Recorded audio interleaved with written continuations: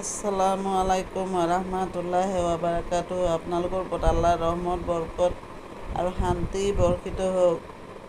আউযুবিল্লাহি মিনাশ শাইতানিৰ ৰাজিম। বিসমিল্লাহিৰ ৰহমানিৰ ৰহিম। খেদা খোৱা শয়তানৰ প্ৰচলনিৰ পৰা আল্লাহ তুমি আমাৰ ৰক্ষা কৰা।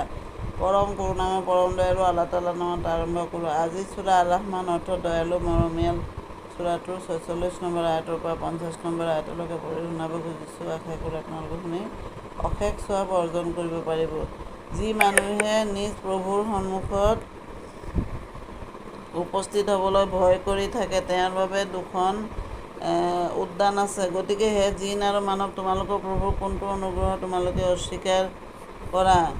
সেই দুখন উদ্যান সেউজীয়া গছ পাতেৰে ভৰা। গতিকে হে জিন আৰু মানৱ, তোমালোকৰ প্ৰভুৰ কোনটো অনুগ্ৰহ তোমালোকে অস্বীকাৰ কৰা? দুয়োখন উদ্যানতে দুটি প্ৰবহমান নিজৰা। গতিকে হে জিন আৰু মানৱ, দুয়োখন উদ্যানতে দুটি প্ৰবহমান নিজৰা। সমাপ্ত।